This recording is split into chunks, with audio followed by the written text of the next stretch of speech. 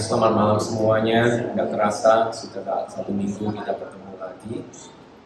Mari kita mempersiapkan hati pikiran kita untuk mau memuji, menyembah bersama-sama dengan saudara seiman. Nah, sebelumnya mari kita mengawali dengan doa. Mari kita berdoa. Bapa kami yang ada dalam surga, dan kembali mengucap syukur kepada Tuhan pada malam hari ini untuk segala kebaikan Tuhan yang telah Tuhan limpahkan dalam kehidupan kami. Terima kasih kami boleh beraktivitas melakukan segala pekerjaan tanggung jawab kami pada hari ini.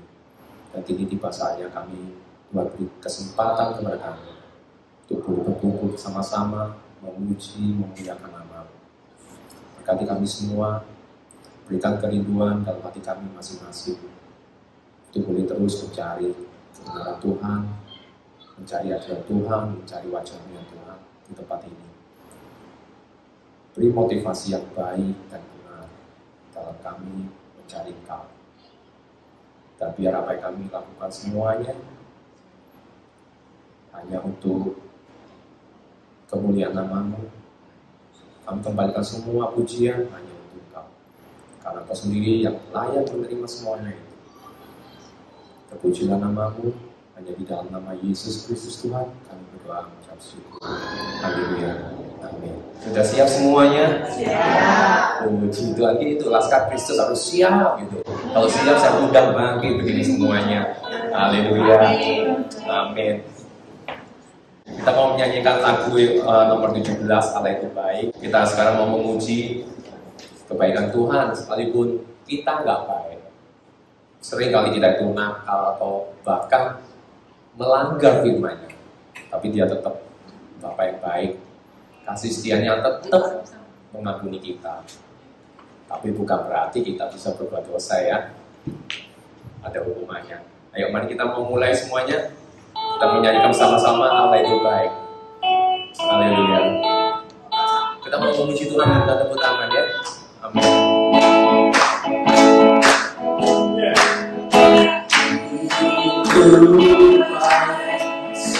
Baik bagiku ditunjukkannya kasih setianya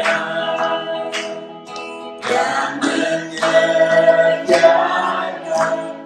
yang ku perlukan, menyatakan kebaikan, menyatakan kebaikan, menyatakan kebaikan yang ada. Kasih sayang tak pernah berubah, dulu sekarang dan selamanya. Ajaib kuasa dalam nama-Nya, Yesusku luar biasa.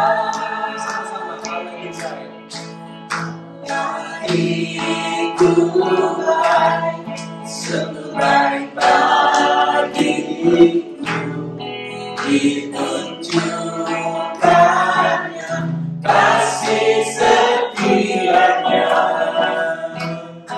yang menyediakan yang ku perlukan,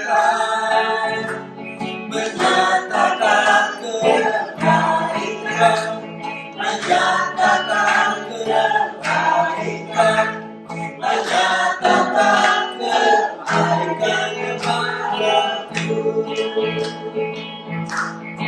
Kasih setianya tak pernah berubah, dulu sekarang dan selamanya.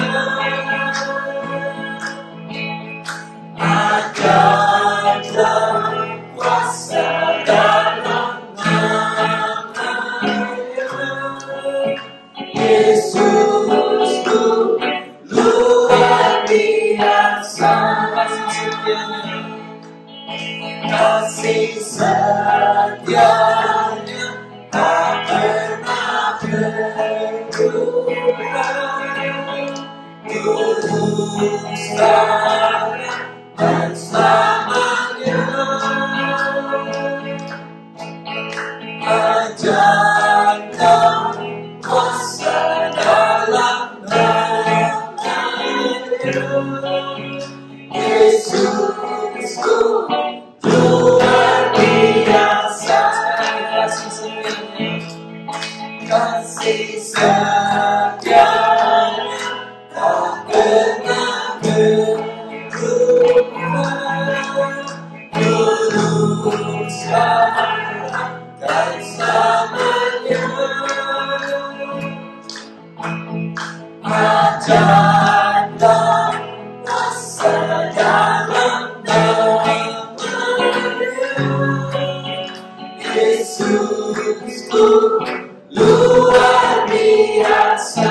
Namanya Yesusku, Yesusku luar biasa. Sekali lagi Yesusku, Yesusku luar biasa.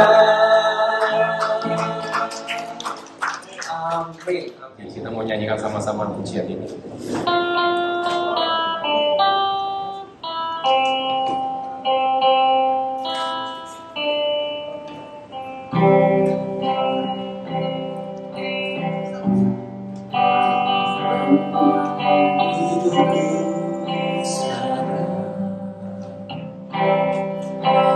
Tempat kudus-Mu Tuhan, di mezbah-Mu serahkan seluruh hidupku. Penuhi hatiku Tuhan, penuhi hatiku sekarang dengan urapan yang baru, agar aku lebih lagi mendengar suara-Mu.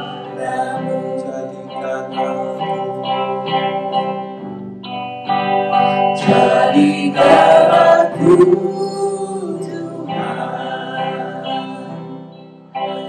rumah doaku,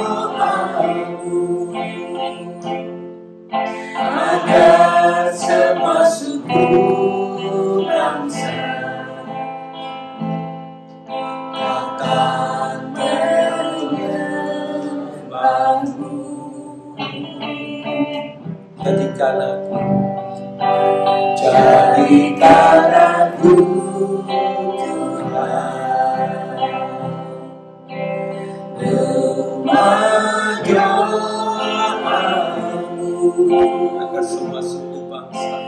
agar semua suku bangsa, datang menyembah-Mu. Di bawah hidupku sekarang, mari kita nyanyikan lebih lagi. Bawah hidupku sekarang,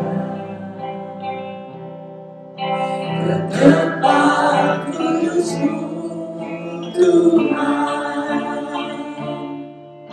di mezbah-Mu serahkan seluruh hidupku.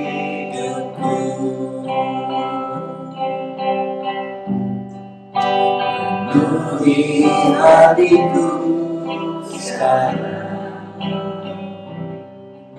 dengan urapan yang baru, agar aku lebih lagi mendengar suara-Mu.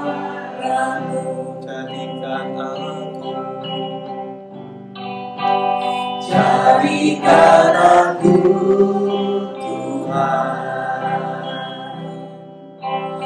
rumah doaku,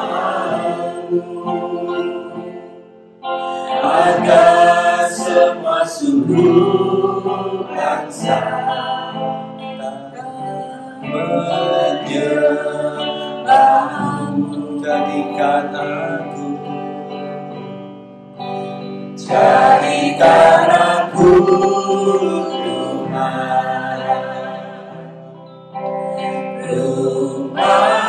doamu, agar semua suku bangsa datang menyembahmu, jadikan aku, jadikan aku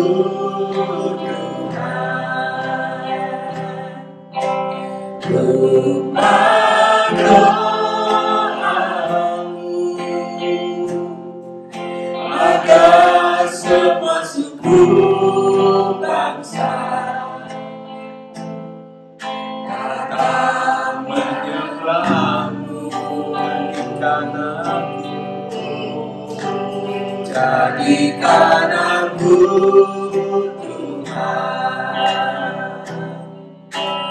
rumah doamu,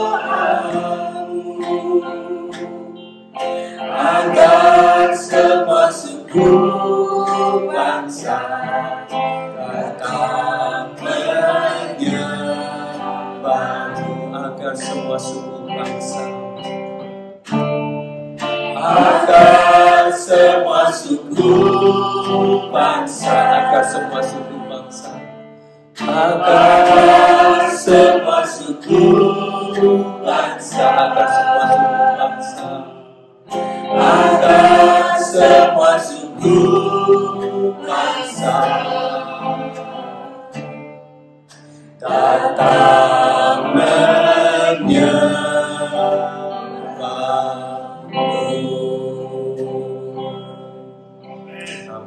Saudara, hari ini kita akan teruskan serial apologetika yang kita sudah pelajari beberapa minggu. Hari ini lanjutannya setelah kita belajar eksistensi Allah, keberadaan Allah, kita akan pikirkan sebuah tema yaitu siapakah Allah yang sejati? Mari sebelum kita mulai, kita berdoa kepada Tuhan. Bapa kami yang di sorga, kami mengucap syukur dan terima kasih malam ini Tuhan memberi kami kesempatan, kesehatan, kekuatan tetap boleh hadir di rumah Tuhan, belajar firman-Mu, berdoa syafaat, boleh mendukung pekerjaan Tuhan, mendukung saudara-saudara kami yang butuh doa, dan kami boleh memuji Tuhan, mendengarkan kesaksian-kesaksian yang menguatkan iman kami. Sungguh adalah anugerah dan kemurahan-Mu yang maha besar ya Tuhan. Kami mau belajar firman-Mu, pakai hamba-Mu yang lemah, hina, terbatas ini, jadikan dia saluran berkat buat kami, dan siapkan hati pikiran kami, supaya kami boleh mengerti, Roh Kudus mengurapi dan mencelingkan pemikiran dan mata rohani kami. Dalam nama Tuhan Yesus kami berdoa, dan memohon berkat Tuhan. Amin. Siapakah Allah yang sejati, yang sesungguhnya? Saya nggak tahu saudara pernah bertemu atau bertanya soal pertanyaan ini enggak? Atau ada temanmu yang bertanya, atau saudara sendiri yang bertanya. Dan dari serial sebelumnya, waktu kita belajar tentang keberadaan Allah, tentang eksistensi Allah, kita tahu jelas bukti-bukti yang sudah dibahas bahwa Allah itu ada. Gak mungkin Allah itu gak ada. Kita sudah belajar cukup banyak bukti. Tapi dari bukti-bukti itu kita cuma tahu ada Allah. Eksis, tapi siapa dia? Siapa Allah yang sejati? Itu belum menjawab pertanyaan. Allah yang benar, yang sejati itu yang mana? Jadi bukti-bukti yang kita pelajari cuma bisa membuat orang mengerti dan mengaku. Ya deh, aku mengaku deh ada Allah. Ya deh, aku mengaku Allah itu eksis, bukan ateis. Jadi kita sudah mengalahkan konsep-konsep ateis, sehingga orang bisa percaya ada Allah. Lanjutannya kita perlu menjawab pertanyaan ini kalau ada yang bertanya. Kalau gitu Allah itu ada, Allah yang mana yang asli? Allah mana Allah yang sejati? Nah itu belum ada jawabannya.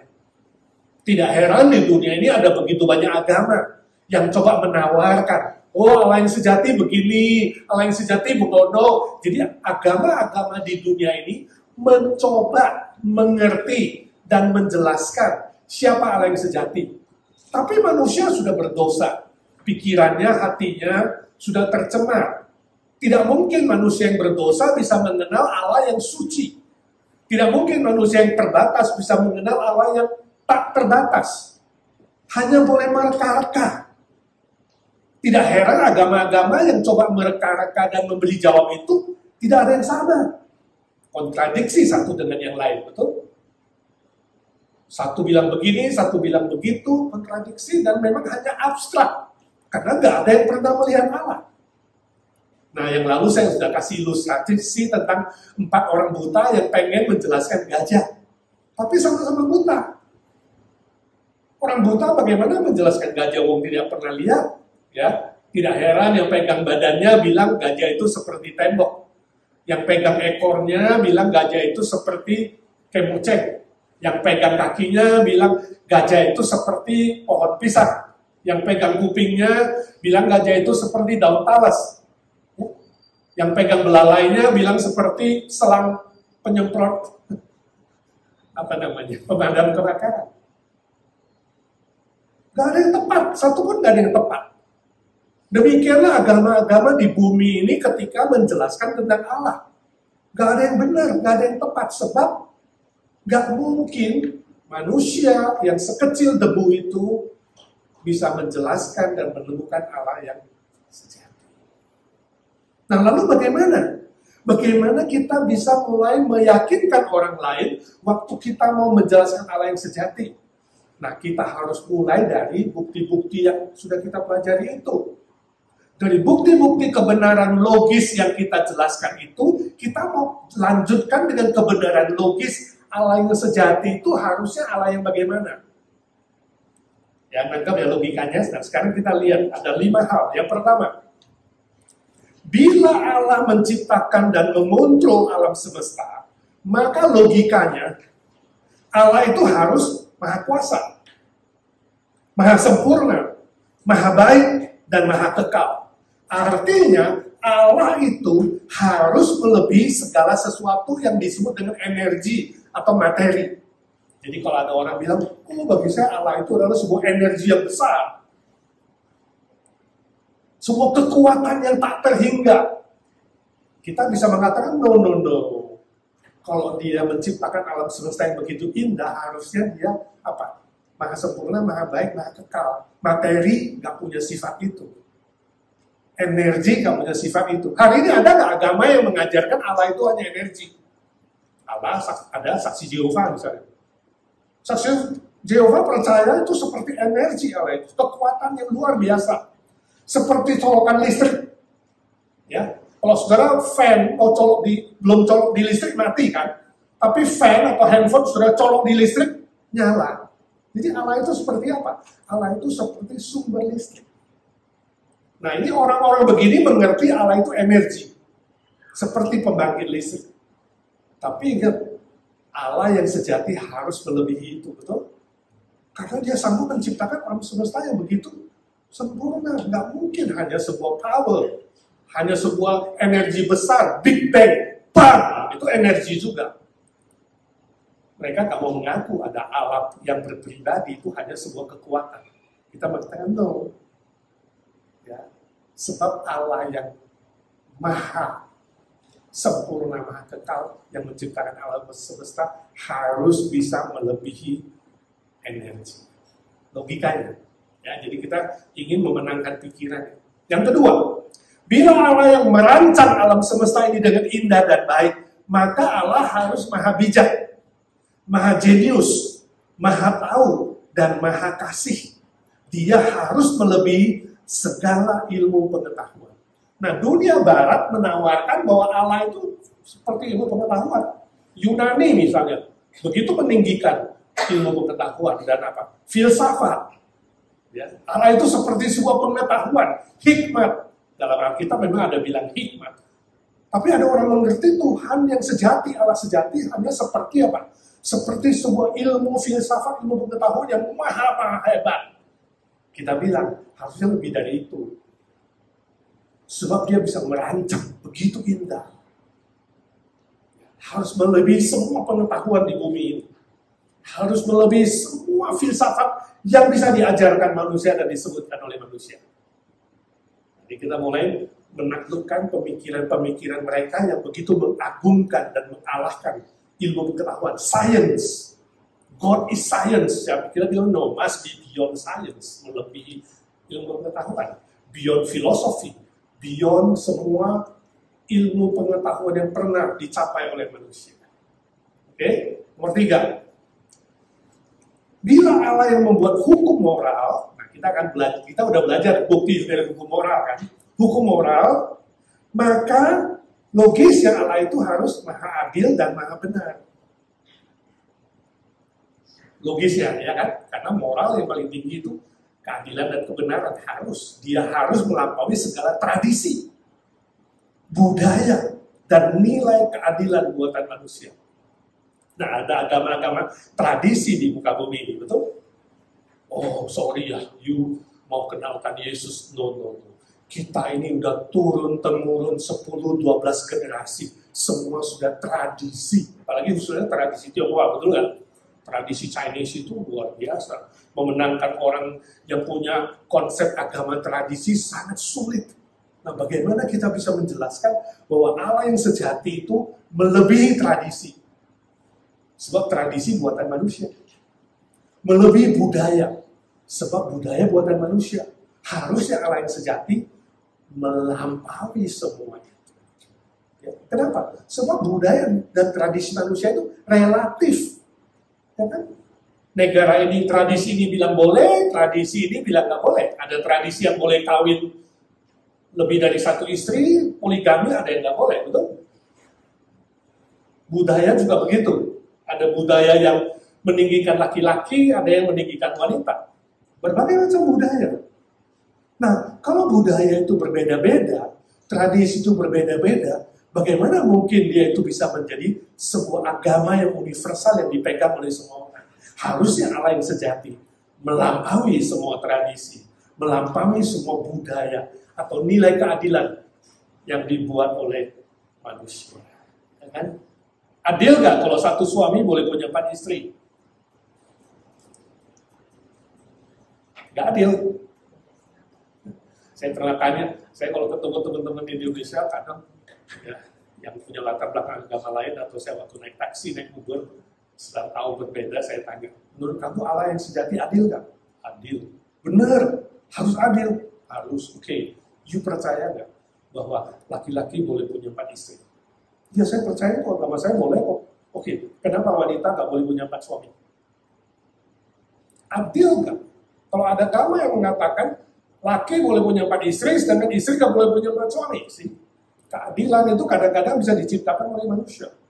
Adil nggak seorang pria boleh menceraikan wanita, tapi wanita nggak berhak menceraikan suaminya, sih? Semua keadilan yang dibuat oleh manusia, hukum moral yang dibuat oleh manusia, bisa salah, saudara. Allah yang sejati harus bisa melampaui semua hukum moral, semua hukum keadilan yang dibuat oleh manusia. Yang absolut, yang berlaku di seluruh dunia, yang berlaku untuk seluruh suku bangsa. Nah, itu baru adil. Ya, itu baru benar. Jadi kita mulai bisa membuka pikiran seseorang. Oh, yang dimaksud adil itu belum tentu loh. Bagi si B, bagi si A, bagi si budaya lain, bangsa lain, belum tentu loh. Ya, jadi bisa menjadi relatif. Oke, lanjut. Nomor 4.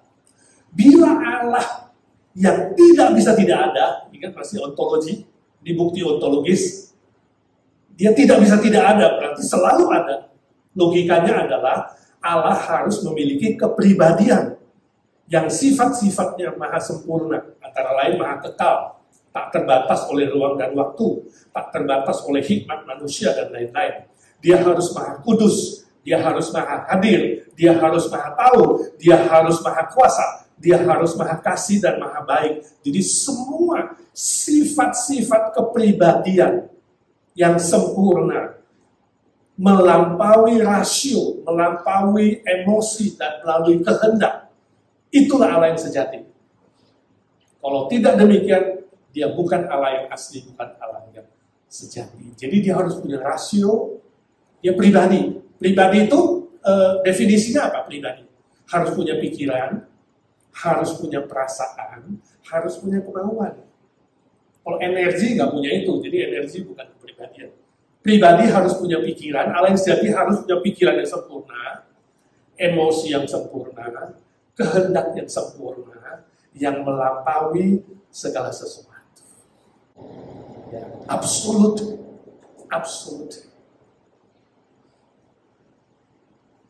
Jadi benar dan salah itu bukan relatif. Benar dan salah di mata Tuhan yang sudah Tuhan tentukan harus absolut. Sedangkan benar dan salah menurut manusia bisa relatif. Ini sebenarnya pencobaan pertama yang dilakukan oleh iblis kepada Hawa dan Adam. Ketika Tuhan mengatakan, jangan kamu makan buah pengetahuan baik dan jahat. Ya. Pada saat kamu makan, kamu akan mati.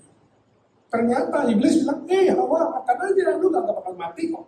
Saya tanya, waktu Hawa makan buah pengetahuan baik dan jahat itu, dia mati gak? Mati gak? Nggak mati, jadi siapa benar? Allah benar atau iblis benar? Istilah mati di situ adalah apa? Mati dalam hal spiritual, mati dalam hubungan dengan sang kebenaran, sumber kebenaran itu dengan Allah.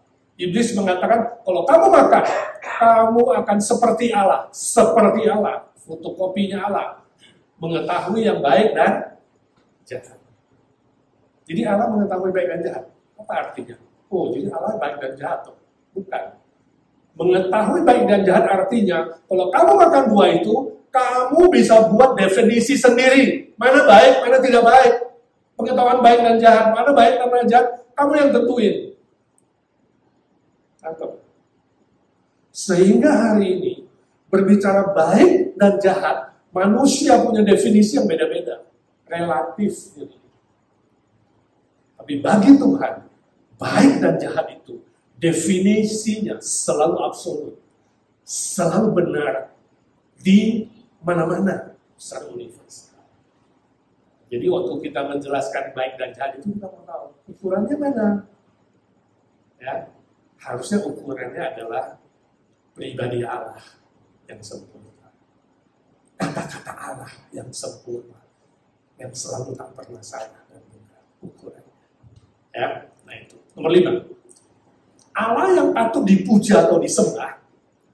Kita udah pernah bahas bahwa dimanapun manusia sekolah atau tidak sekolah, di desa, di tempat pedalaman, ya pasti punya hati yang pengen menyembah, ya, pengen memuji sesuatu yang lebih besar, memuja sesuatu yang besar. Apalagi kalau dia sudah jalan buntu, carinya Allah. Kalau Allah patut dipuji dan disembah, maka haruslah Allah itu yang sejati adalah Allah yang Maha Agung, Maha Besar, yang melebihi apapun dalam alam semesta ini, yang Maha Pribadi tadi, yang bisa berhubungan dengan manusia, yang berpribadi juga. Kita diciptakan punya pikiran, punya perasaan, punya keinginan. Harusnya Allah yang sejati juga punya pikiran dan perasaan dan keinginan yang sempurna, yang bisa komunikasi dengan kita. Ya, yang bisa berelasi dengan manusia, itu penting sekali. Dia harus maha besar, maha agung, tapi bisa berelasi dengan kita, manusia yang tidak sempurna, maha pribadi. Jadi kalau sembah pohon, pohon nggak punya pribadi. Sembah gunung, gunung nggak berpribadi. Ya. Harus sesuatu yang punya pikiran, baru asli. Patung, nggak asli. Ya. Ilmu pengetahuan, nggak asli. Filsafat, nggak asli, karena punya pribadi. Harus yang punya pribadi. Allah yang sejati, punya pikiran, punya hati, ya, dan punya. Nangkep nggak sampai situ? Jadi kita mulai bisa diskusi nih, dengan orang-orang yang belum menerima Allah yang sejati, yang mana ini, yang masih cari-cari. Tapi yang sudah ngaku ada Allah, kita mulai memakai pelajaran ini. Yang belum mengaku adanya Allah, kita pakai pelajaran sebelumnya. Bukti-bukti Allah itu ada. Ya, Nangkep? Nah, sekarang kita lanjut. Dari semua kebenaran atau konsekuensi logis di atas, dapat disimpulkan bahwa Allah yang sejati haruslah unik. Satu-satunya, jadi nggak ada duanya. Ya, satu-satunya unik. Tanpa tandingan.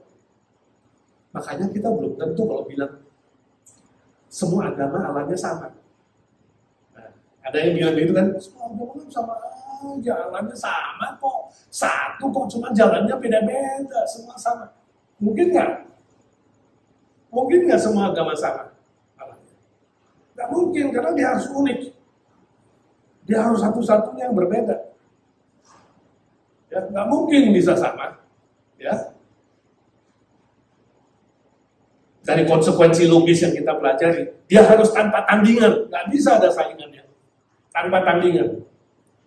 Bandingkan waktu Musa bertanya kepada Allah, siapakah kamu? Siapa namamu Allah, Tuhan? Kalau mereka tanya, kamu mengutus saya kepada Israel, kepada Firaun. Kalau mereka tanya, saya bilang apa? Katakan kepada mereka, aku yang mengutus kamu, aku adalah aku. Aku adalah aku, I am that I am. Artinya apa? Unik. Satu-satunya. Tiada tandingan. Nggak ada duanya. Nggak bisa dibandingkan dengan apapun. Itu artinya aku adalah aku. Ya, sedangkan konsep manusia. Tadi saya sudah jelaskan beberapa agama yang konflik satu dengan yang lain, yang abstrak. Nah, sekarang kita lihat ada beberapa yang saya mau share tentang konsep manusia tentang agama atau tentang Allah. Ateisme. Nah, ini konsep tentang agama apa? Pandangan yang menolak eksistensi Allah. Ini nanti saudara jelaskan soal bukti-bukti adanya Allah. Politeisme, pandangan yang mengatakan ada banyak Allah. C. Panenteisme. Panenteisme artinya pandangan bahwa Allah itu berkembang sesuai dengan perkembangan dunia ini. Jadi Allah itu proses terus berkembang. Ini berarti nggak sempurna, ya? Betul nggak? Di panenteisme. Jadi saudara kalau ada mulai orang cerita Allah yang sejati itu begini, agama yang dulu beda dengan sekarang, dulu kan perjanjian lama, dulu masa kuno, sekarang masa baru harus begini, harus berkembang ikut. Nah, kita tahu konsepnya panenteisme. Ya, Allah itu nggak sempurna, dia terus proses berkembang dulu, terus sesuai dengan perkembangan dunia. Ya, kalau Hindu jelas politeisme, jadi nggak mungkin bisa sama. Ya, ribuan, ya, puluhan ribu dewa-dewi yang disembah. Dan mereka mulai saing-saingan, ya kan? Wisnu bersaingan dengan Siwa, dengan Brahma. Siwa itu perusak, ya kan? Dewa. 3 yang terbesar kan? Brahma pencipta, lalu Wisnu pemelihara, Siwa perusak. 4, panteisme. Panteisme percaya bahwa di dalam segala sesuatu itu ada Allahnya. Jadi kalau saudara jalan-jalan sendiri malam-malam, kesandung jatuh, wah, itu kamu harus kasih sesembayangan itu kamu ketendang siapa ini ya? Ini rumahnya Allah mana ini? Jadi pohon ada Allahnya, gunung ada Allahnya, begitu ya. Dulu waktu saya kecil suka dibohongin nih sama teman-teman kalau sudah main ke hutan, kita kencing di pohon besar, teman saya bilang, permisi dulu. Ntar kemauan bengkak, tau nggak? Itu ada yang nginep di situ. Wah, jadi kita harus panggil untuk pohon datuk apa? Ya, permisi, ini anak cucumu mau kencing di sini, baru kita zzz, gitu. Laki gampang kencing di mana aja. Mau kencing di sungai, permisi dulu sama si sungai itu, ya kan? Karena segala sesuatu ada Allahnya, hati-hati. Gitu. Itu namanya panteisme. Hebat ya, iblis bisa membuat manusia buruk. Tapi saya lebih percaya itu permainan iblis. Jadi kalau saudara nggak percaya roh iblis di mana-mana, saudara pulang beli lilin satu, nyalain tiap hari kamu sembahyangin lilin itu. Saya yakin 3 hari ada roh yang mau nginep di situ. Kenapa? Apa cita-citanya iblis? Disembah. Itu aja. Itu sebabnya dia bilang sama Yesus, aku akan beri kamu seluruh bumi ini. Seluruh dunia dan kekayaannya, cuma satu, sembahlah aku. Jadi untuk kaya raya, gampang sebenarnya, gak usah banting tulang. Ya. 12 jam, 24 jam, sembah iblis kaya raya. Karena saya kaya raya menurut iblis, tapi nyawamu diambil. Lalu finite godism. Finite godism itu pandangan bahwa Allah itu ada, tapi terbatas atau tidak sempurna. Finite artinya tidak sempurna. Deisme. Deisme mengatakan, ya pandangan yang mengatakan bahwa Allah itu ada, tapi dia sudah tidak peduli dengan ciptaan yang sudah tercemar ini. Manusia sudah terlalu jahat.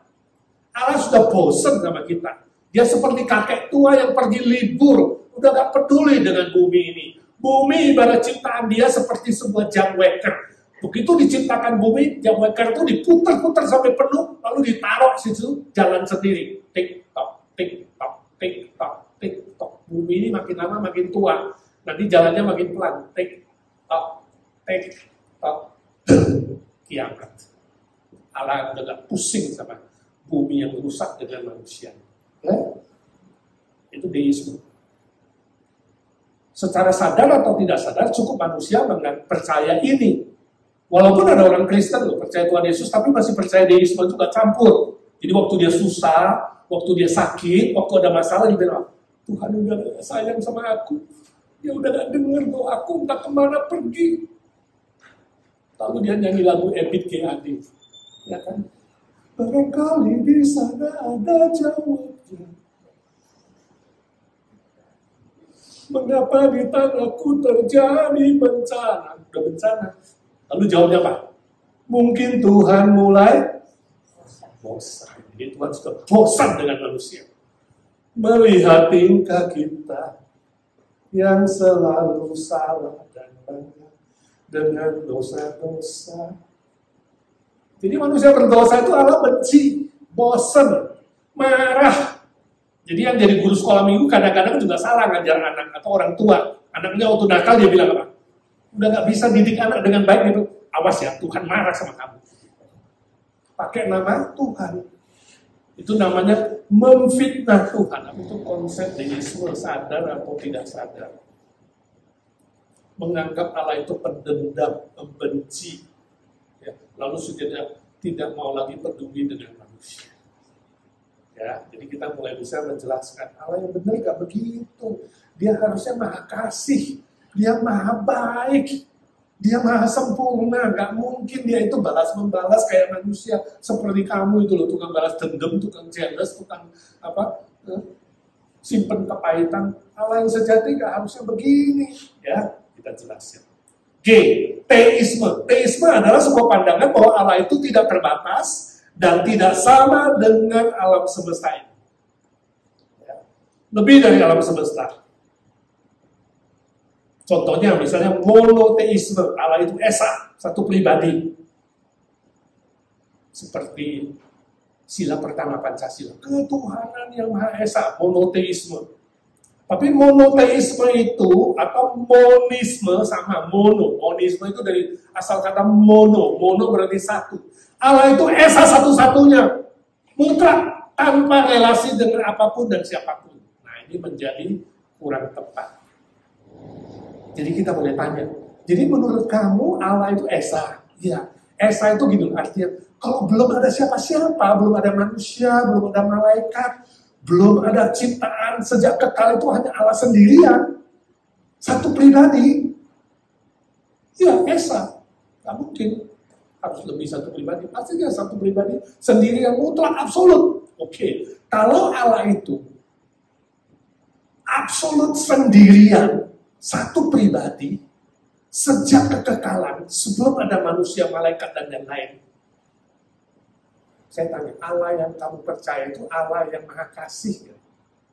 Dalam kekekalan itu sebelum ada manusia, belum ada malaikat, belum ada ciptaan lain, Allah itu mengasihi dengan siapa? Halo, kasih butuh berapa pribadi? Minimal, dua. Minimal dua.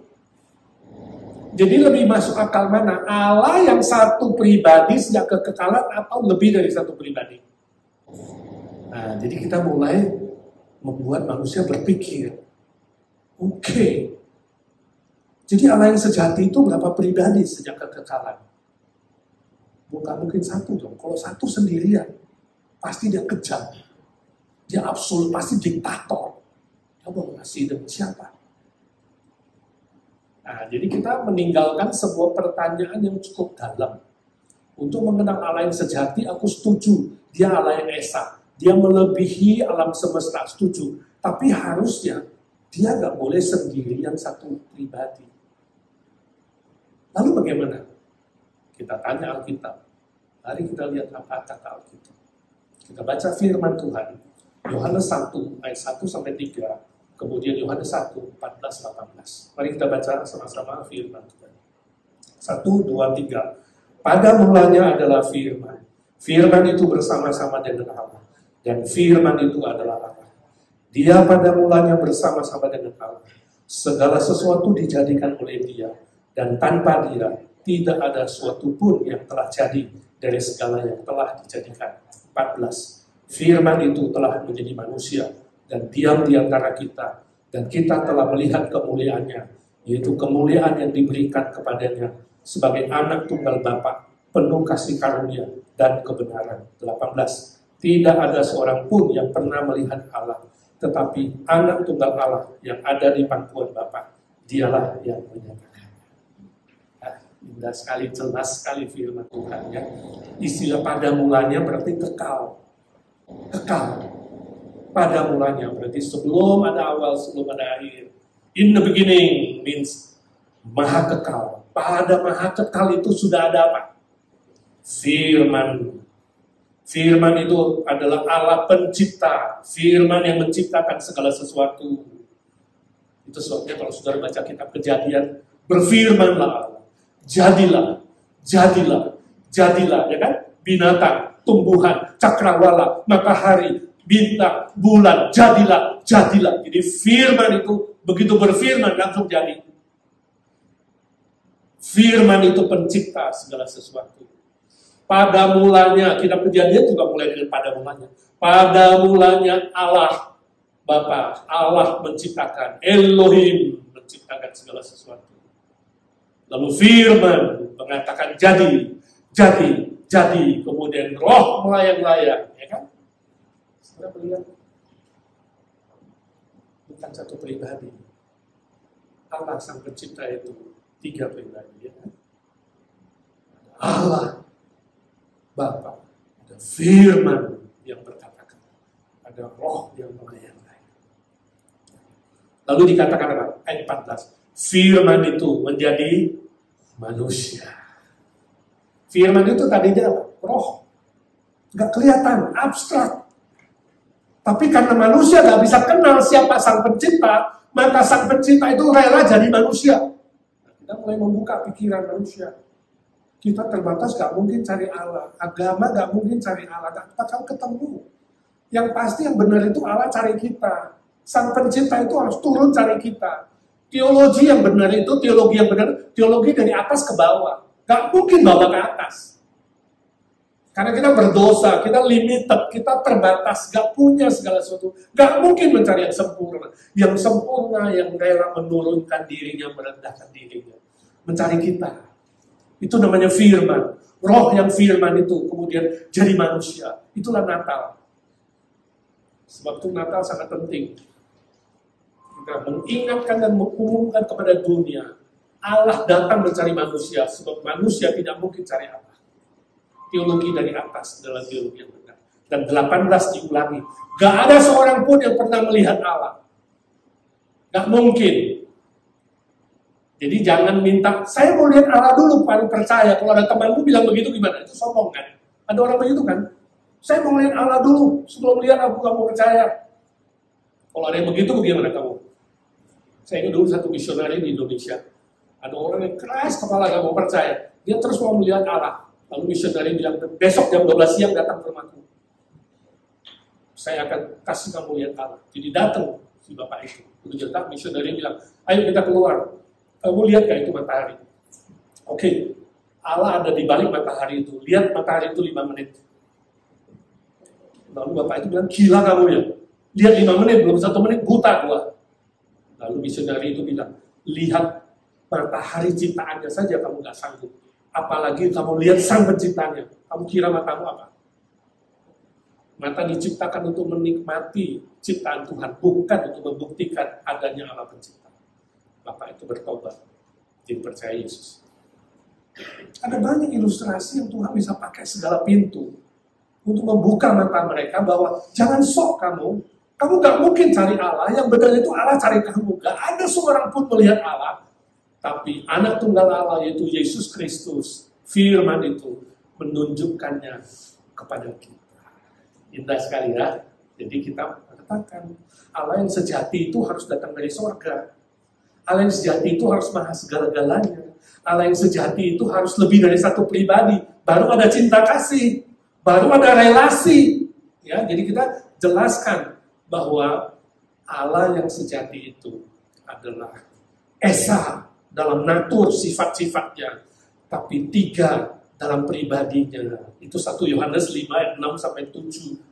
Ada 3 saksi di sorga, yaitu Bapa, Anak, dan Roh Kudus. Ini sulit, pelajaran Trinity itu sulit. Kamu gak usah harus jelaskan apa itu Trinity. Nanti setelah dia bertobat percaya firman Tuhan, baru jelaskan pelajaran Trinity. Tapi sekarang yang perlu jelaskan adalah apa? Allah yang punya maha kasih, sifat kasih harus lebih dari satu pribadi. Gak mungkin hanya satu pribadi, itu pasti Allah yang gak punya cinta. Sebab cinta itu butuh minimal 2 pribadi.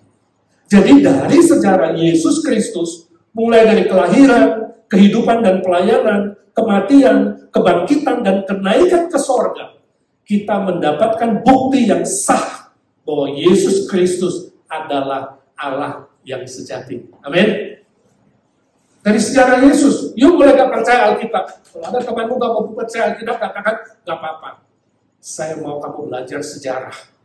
Sebab sejarah gak bisa disangkal. Yesus pernah ada di bumi ini. Dia pernah menginjakkan kakinya. Semua bukti-bukti sejarah, lebih dari tokoh-tokoh seluruh dunia.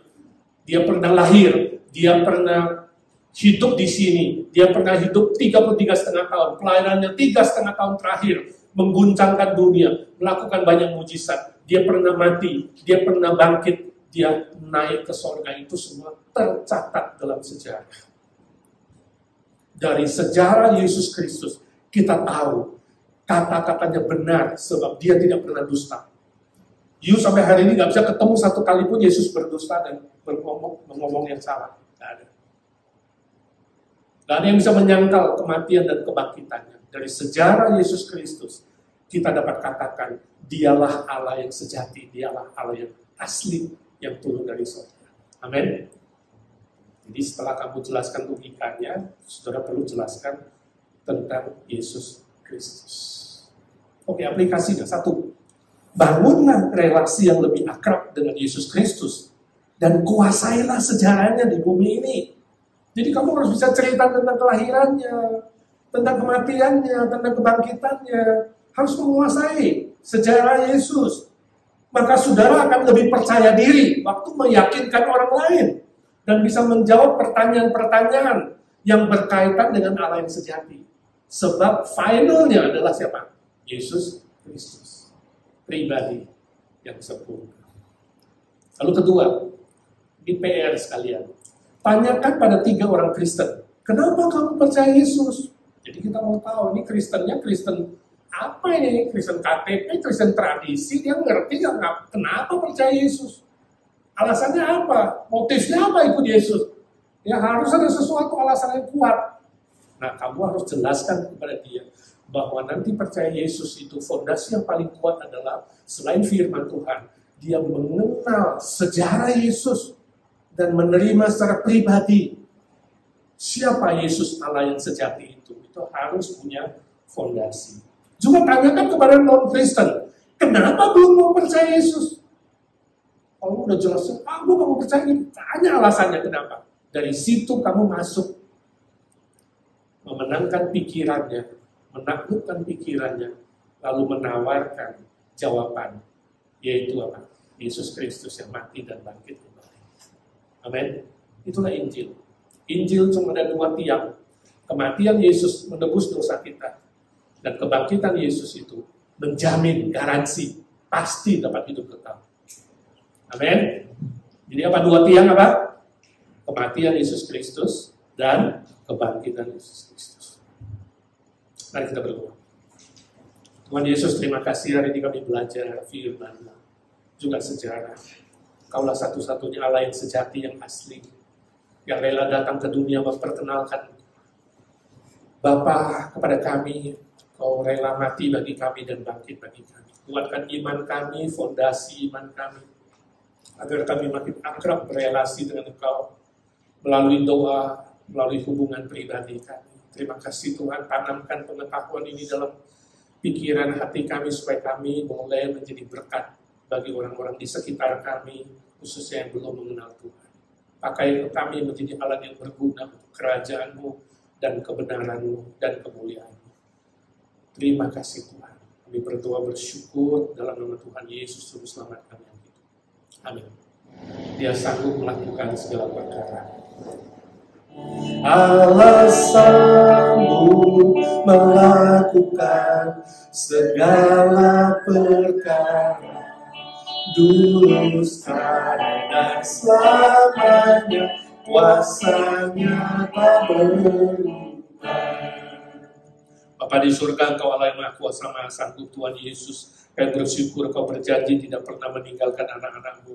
Kami bersyukur kami bisa sehati seiman, bersama-sama berdoa syafaat mengangkat nama-nama teman kami yang perlu didukung dengan doa. Kami yakin percaya doa orang yang benar sangat besar kuasanya. Kami doakan si Sylvia Soul yang kami dengar jatuh tapi Tuhan pelihara, tidak apa-apa, tidak ada perdarahan. Kami berdoa untuk pemulihannya, kesembuhannya, juga kakinya, pinggangnya yang mengganggu. Kami minta dalam nama Tuhan Yesus, tumpangkan tangan-Mu, sembuhkan dia Tuhan. Dan kami juga berdoa untuk rencana MRI agar hasilnya nanti semua baik. Kami doakan si Sandiana Rosadi dalam pemulihan habis operasi gallbladder. Tuhan juga beri kesembuhan yang sempurna. Pak Harili masih menunggu proses pemulihan, beri kesabaran, ketabahan, kekuatan sorgawi. Ci Sylvia Lee boleh menemani dengan baik, juga Michael dan Michelle boleh menjadi anak-anak yang berbakti dan menemani pemulihan Pak Hari. Kami doakan Ibu Evi Tamarindang juga dalam pemulihan kesehatannya setelah biopsi. Tuhan Kau sendiri yang bekerja, hiburkan dan kuatkan dia. Kami doakan Dante Hardy untuk follow up dengan dokter selanjutnya sebelum ambil keputusan operasi atau tidak. Kami minta dalam nama Tuhan Yesus, sembuhkan Dante. Tuhan, Kau memulai pekerjaan baik, Kau berjanji meneruskan dan menggenapinya. Bu Nina Panginda juga dalam pemulihan kesehatan dan persiapan operasi lutut. Tuhan siapkan dia secara fisik, mental, rohani. Juga doakan Ci Anne untuk kesehatan matanya. Untuk Arthur Pala, remaja kami, mohon Tuhan berikan kesembuhan yang sempurna. Adik Charlie, Tuhan sembuhkan dengan kuasa Tuhan yang maha ajaib. Dan Noah untuk proses kesembuhan jantungnya. Ya Tuhan, curahkan mujizat-Mu, curahkan mujizat-Mu.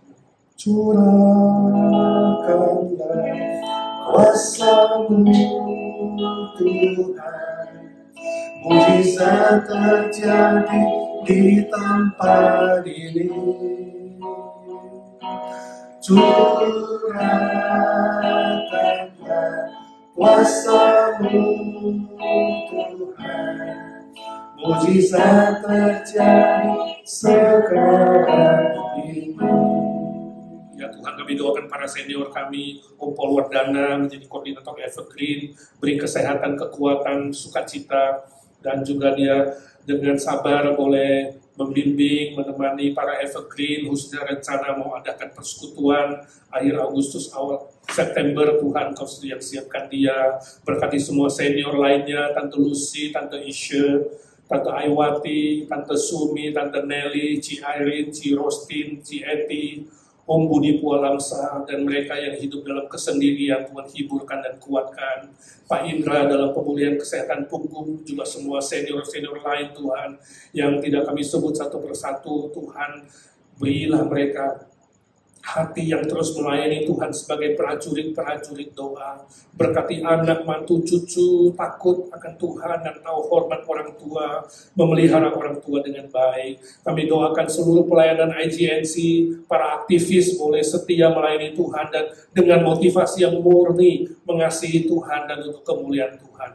Berkati seluruh anggota jemaat tetap kompak, sehat jasmani rohani, setia dalam ibadah, saling mengasihi dan terus saling mendoakan. Kami doakan minggu ini, minggu spesial ada KKR. Tuhan, Engkau gerakkan orang-orang baru yang sudah didoakan. Gerakkan anggota jemaat boleh membawa jiwa-jiwa baru yang belum percaya, boleh menerima Kristus yang sudah percaya, boleh dihiburkan, dikuatkan, diteguhkan, diperbaharui. Yang ragu-ragu boleh kemudian mendapatkan iman yang lebih kokoh. Kami doakan Indonesia, berkati dengan masa depan yang lebih sejahtera bagi seluruh rakyat Indonesia. Berkati gereja-gereja di Indonesia lebih kompak, lebih semangat, terus memberitakan Injil Tuhan. Berkati keluarga, famili, handai tolan kami di sana, yang sudah mengenal Tuhan lebih setia kepada Tuhan. Yang belum mengenal Tuhan, biarlah diberi kesempatan mendengarkan Injil dan diselamatkan Tuhan. Secara khusus kami doakan mamanya Yulia, ya Tuhan, Taranat yang ada habis operasi, ada di Singapura, di ICU. Tuhan, Kau yang menjamah dia, Kau menyembuhkan dia, memulihkan operasi punggungnya. Dalam nama Tuhan Yesus, tumpangkan tangan-Mu ya Tuhan. Kami doakan Amerika, berilah kestabilan politik, ekonomi, keamanan, kebijakan imigrasi yang lebih baik bagi semua yang sudah punya sumbangsi bagi negara ini ya Tuhan. Berilah kebangunan rohani, kebangunan moral kepada Amerika, supaya yang liberal boleh bertobat ya Tuhan. Mereka boleh tahu Tuhan hidup dan boleh menerima Tuhan sebagai juru selamat mereka. Terima kasih Tuhan, kami doakan pekabaran Injil di seluruh dunia melalui media sosial, literatur, radio, televisi, pembagian Alkitab, KKR, KPI, penginjilan pribadi, persahabatan, dan banyak program-program gereja lainnya. Ya Tuhan, berkatilah anak-anak-Mu dan hamba-hamba-Mu, khususnya para misionari, hamba Tuhan, orang Kristen di negara-negara yang sulit, di pedesaan, pedalaman, di negara-negara yang menekan kekristenan, yang anti-Kristus, anti-kekristenan. Kasihani mereka Tuhan, pulihkan mereka dan beri hikmat sorgawi untuk bisa terus setia mengabar Injil dan berbuah bagi kerajaan-Mu ya Tuhan. Terima kasih Tuhan Yesus. Kini kami berdoa untuk seluruh pergumulan jemaat-Mu ya Tuhan. Hamba meminta dalam nama Tuhan Yesus, berkati mereka yang diam-diam berdoa, baik yang hadir di sini maupun yang mengikuti online. Ya Tuhan Yesus, dengarkan doa anak-anak-Mu. Berbagai pergumulan tentang pekerjaan, keluarga, relasi, sekolah, masa depan, status teman hidup, berbagai pergumulan dan persoalan. Ya Tuhan Yesus, Engkau hidup, Engkau mendengar doa anak-anak-Mu. Yesus, Yesus, dengar doaku. Janganlah Tuhan lalui, berilah berkat-Mu. Dalam nama Tuhan Yesus Kristus kami berdoa dan memohon berkat dan mujizat Tuhan. Amin. Bapa, terima kasih. Bapa, terima kasih. Bapa di dalam surga, ku beri terima kasih. Amin.